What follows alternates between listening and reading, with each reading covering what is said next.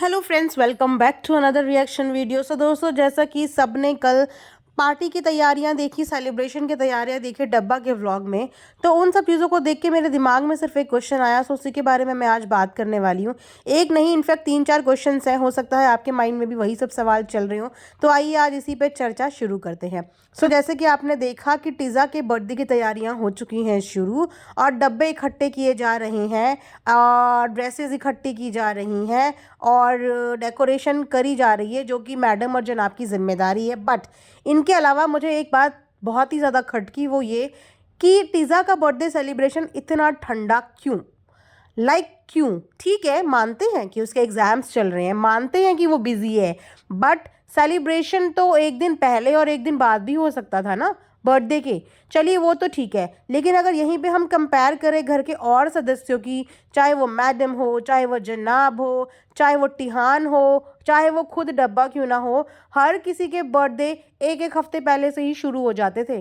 So called एक एक हफ्ते से पहले से ही ये लोग सरप्राइज देने शुरू कर देते थे, यानी कि 7 दिन पहले से ही सेलिब्रेशन शुरू हो जाता था। लेकिन टीज़ा के बर्थडे में ऐसा कुछ भी नहीं हुआ, यानी कि उसको ऐसा कुछ भी स्पेशल फील नहीं करवाया गया। और तो छोड़िए, उनकी मदर ने तक उनको स्पेशल फील नहीं करवाया। उन्होंने एक बार भी अपनी बच्ची की फेवरेट डिश तक नहीं बनाई। यानी कि इनकी मम्मी जो है, यानी कि डॉटर खाला, हर किसी के बर्थडे पे स्पेशल चीज़ें बनाती हुई नजर आती हैं। आज डब्बा का बर्थडे है तो आज उसके लिए ये बना दिया, आज तिहान का बर्थडे है आज उसके लिए ये बना दिया। लेकिन जब बेटी का बर्थडे है तो किसी ने भी उसकी फेवरेट चीज़ों का ध्यान क्यों नहीं रखा?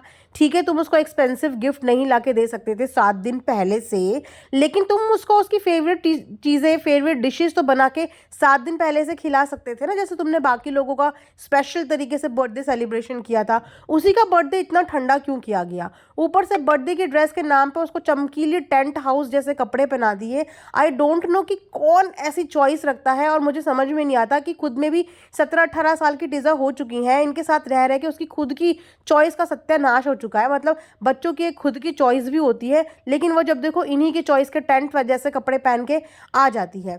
चलिए वो तो ठीक है, बच्चे क्या कर सकते हैं, जब बड़ों का जोर उन पे चलता है तो बच्चे कुछ भी नहीं कर सकते। लेकिन जिस तरीके का सेलिब्रेशन इन्होंने दिखाया ना, वो सेलिब्रेशन मुझे इतना फीका लगा, मैं ये एक्सपेक्ट नहीं कर रही थी। मुझे ऐसा लगा था, बिकॉज अगर देखा जाए तो कंटेंट का हिस्सा तो ये दोनों ही बच्चे हैं।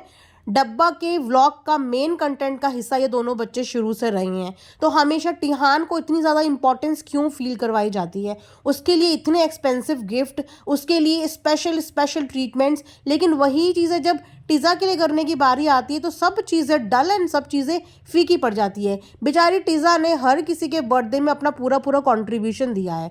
छोटी होने के बावजूद उसने सबके लिए कभी हलवा बनाया, कभी पूरी बनाया, कभी सूजी का केक बनाया, कभी डोनट्स बनाए, बट सबके बर्थडे पे अपनी साइड से उसने अपने एफर्ट्स भी दिखाए और स्पेशल भी फील कराए। यहाँ तक कि पिप्पी मैडम के बर्थडे पे भी वो 7 दिन पहले से ही उनको रोज़ रोज़ कुछ ना कुछ गिफ्ट्स देने के लिए जा रही थी। लेकिन टीज़ा के बर्थडे की ना तो किसी ने हू हल्ला किया, सीधा एक पिक्चर डाल दी, और वो भी बेटे के नाम पे जनाब ने। बेटा बेटा बोलने से कोई बेटा नहीं होता, बेटे के लिए फ़र्ज़ भी निभाने पड़ते हैं, कुछ रिस्पॉन्सिबिलिटी भी होती हैं जो कि कभी नज़र नहीं आती। वो पढ़ाई करते हुए कम से कम हमें दिखती तो है, लेकिन फिर भी उसकी पढ़ाई का भी मजाक बनाया जाता है। कभी कभी बच्चा पढ़ते पढ़ते सो जाता है, हम लोग भी सो जाते थे, कई बार ऐसा होता है। लेकिन उसके सोने तक के इन्होंने ड्रामा बनाया, यानी कि उसका सोने तक का वीडियो दिखाया।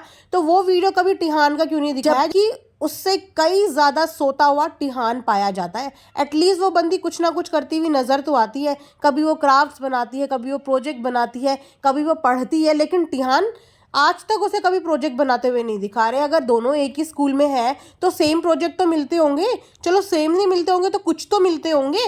लेकिन टिहान ने कभी आज तक कोई प्रोजेक्ट नहीं बनाया, लेकिन टीज़ा हमेशा काम करती हुई, पढ़ती हुई, कॉन्सेंट्रेट करती हुई नजर आती है। लेकिन वहां पर भी उसको हमेशा डिस्टर्ब किया जाता है, या तो उसकी मजाक बनाई जाती है। और उसका बर्थडे पे भी अब इतना फीका तरीके से मनाया गया, और तो और बर्थडे की पार्टी भी उसके अकॉर्डिंग नहीं रखी गई। उसके बर्थडे की पार्टी भी जनाब की छुट्टी के अकॉर्डिंग रखी गई।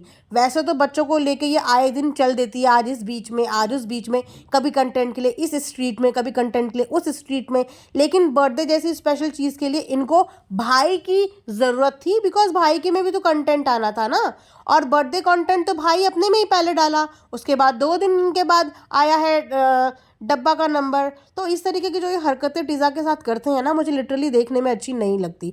इन्होंने एक तो उसको इतना जंक खिला खिला के उसकी ऑलरेडी हेल्थ का सत्यानाश मारा हुआ है। खुद की हेल्थ का तो इनका बंटाधार है ही, बट इन्होंने बच्ची की हेल्थ का भी सत्यानाश मारा हुआ है। उस बच्ची को फ्रूट्स पसंद नहीं है, चलो ठीक है, हम मानते हैं कि 100 में से होता है कि 2-4 फ्रूट किसी को नहीं पसंद होते। मुझे भी एक पर्टिकुलर फ्रूट पसंद नहीं है, ठीक है, लेकिन उसको कोई भी फ्रूट पसंद नहीं है, कोई भी सैलड वो नहीं खा सकती। मतलब उसकी भी पूरी ज़िंदगी इन्होंने जंक पर डिपेंड कर रखी है। और वैसे डब्बा का ये डायलॉग होता है, अरे तुम छोटे बच्चे हो, बच्चों जैसी चीज़ें करो, बच्चों जैसे शौक करो, बच्चे ये नहीं करते, बच्चे वो नहीं करते।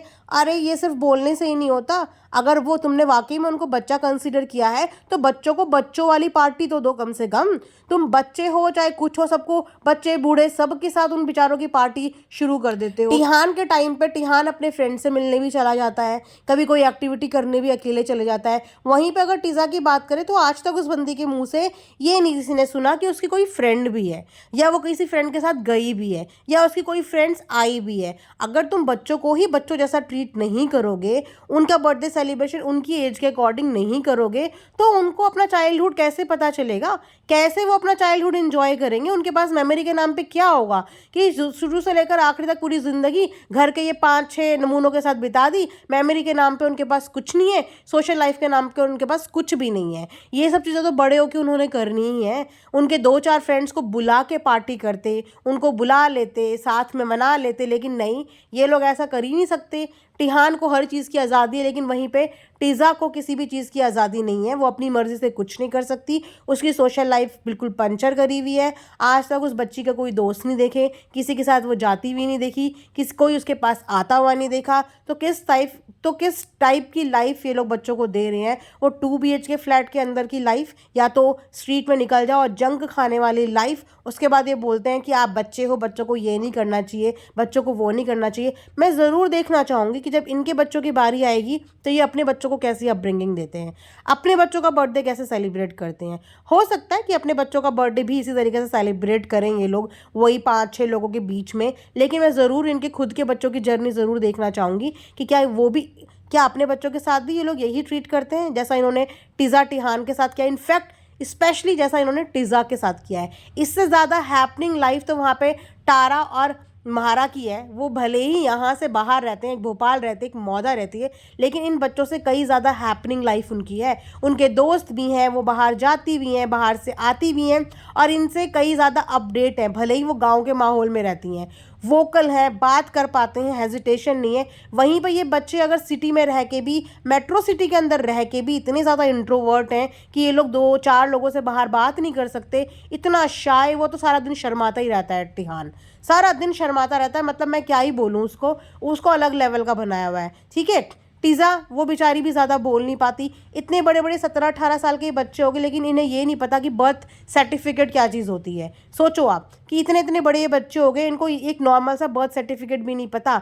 तो इनकी नॉलेज आप देख रहे हो कि इनकी नॉलेज कहाँ है। ऊपर से टीज़ा को ज्ञान देते हुए नजर आए हैं डब्बा और फनी। मुझे तो ये देख के इतनी हंसी आई। टॉपिक रिप्रोडक्शन, वाओ, मतलब पूरी बायो की बुक में इनको रिप्रोडक्शन टॉपिक ही मिला था उसको समझाने का, और उस टॉपिक को भी टीज़ा ने ऐसे रट के सुनाया कि सीधा एक्सप्लेनेशन जो थी उसकी रट ली और रट के एकदम बता दी। जनरली जब हम किसी को समझाते हैं ना कोई चीज़, तो उसको बुकिश लैंग्वेज में नहीं समझाते हैं, उसको उन चीज़ों के बारे में समझाते हैं, और बच्चा फिर अपनी लैंग्वेज में उसको कन्वर्ट कर लेता है। क्योंकि अब वो 4th-5th क्लास के बच्चे नहीं है कि एज इट इज़ लाइन दी और एज इट इज़ बच्चों ने वो लाइन रट्टू तोतो की तरह उस लाइन को लिख लिया। इनफैक्ट अगर मैं अपने घर की बात भी करूँ ना, तो मैं भी कभी स्टोरी भी सुनाती हूँ। स्टोरी के बाद उस क्वेश्चन में क्या आंसर फिट करना है ये बच्चे को खुद पता होता है कि मुझे स्टोरी का क्या आंसर बनाना है। और यहाँ 12th क्लास के 11th क्लास के बच्चे भी बिल्कुल डिटो बुकिश लैंग्वेज बोल रहे हैं। तो डब्बा को खुद रिप्रोडक्शन की अपनी